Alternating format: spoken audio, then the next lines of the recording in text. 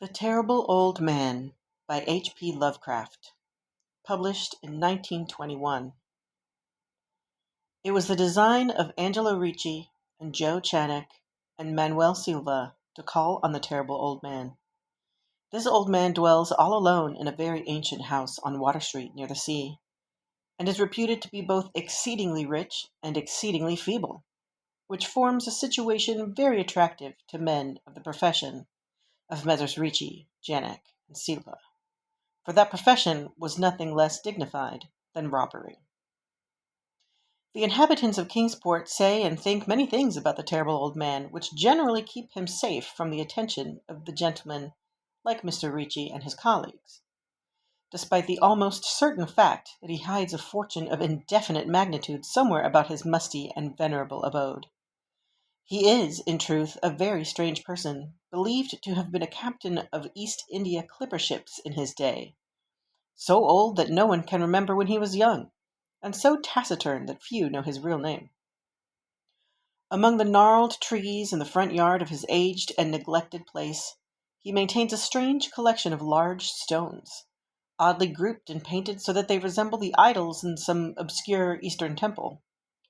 This collection frightens away most of the small boys who love to taunt the terrible old man about his long white hair and beard, or to break the small paned windows of his dwelling with wicked missiles.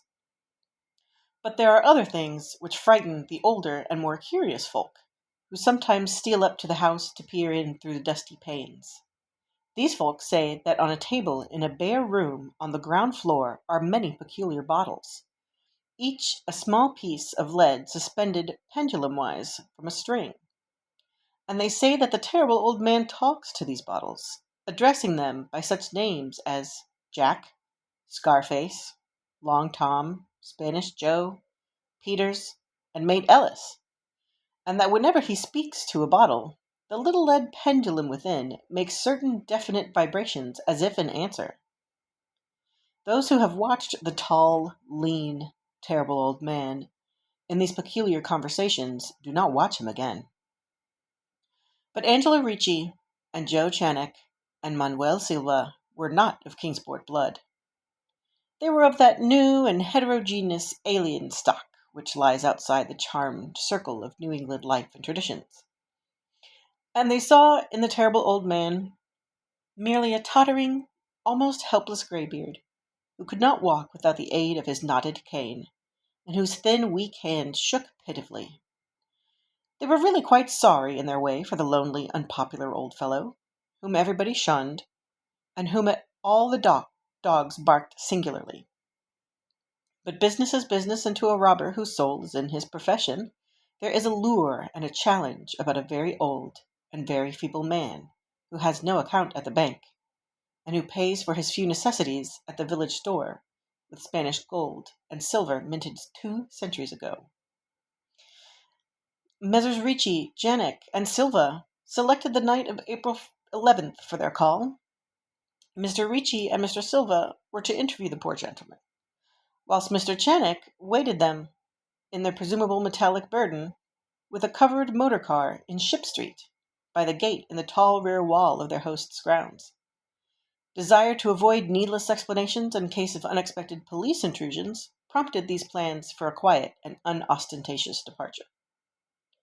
As prearranged, the 3 adventurers started out separately in order to prevent any evil-minded suspicions afterwards.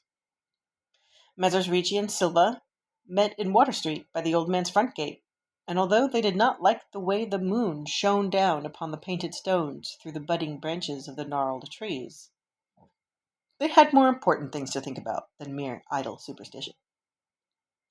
They feared it might be unpleasant work making the terrible old man loquacious concerning his hoarded gold and silver, for aged sea captains are notably stubborn and perverse.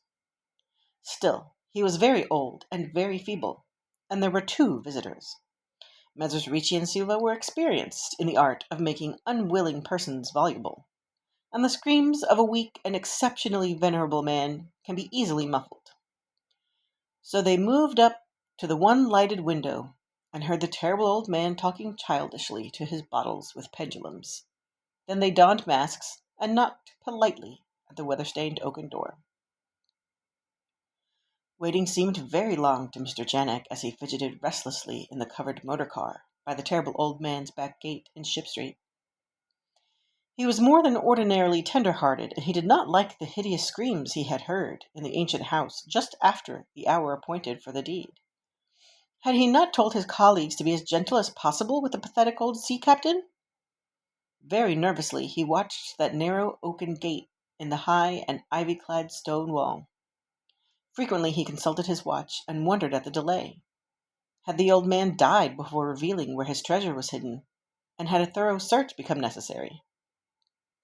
Mr. Janek did not like to wait so long in the dark in such a place. Then he sensed a soft tread or tapping on the walk inside the gate, heard a gentle fumbling at the rusty latch, and saw the narrow, heavy door swing inward. And in the pallid glow of the single dim street lamp, he strained his eyes to see what his colleagues had brought out of that sinister house which loomed so close behind. But when he looked, he did not see what he had expected, for his colleagues were not there at all, but only the terrible old man leaning quietly on his knotted cane and smiling hideously. Mr. Janek had never before noticed the color of that man's eyes. Now he saw that they were yellow.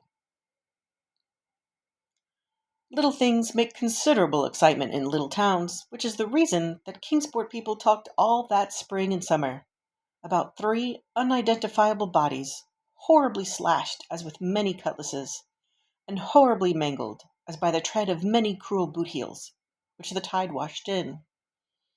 And some people even spoke of things as trivial as a deserted motor car found in Ship Street, or certain especially inhuman cries, probably of a stray animal or migratory bird, heard in the night by wakeful citizens.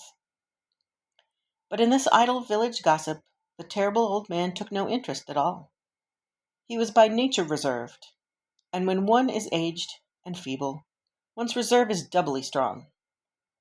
Besides, so ancient a sea captain must have witnessed scores of things much more stirring in the far-off days of his unremembered youth.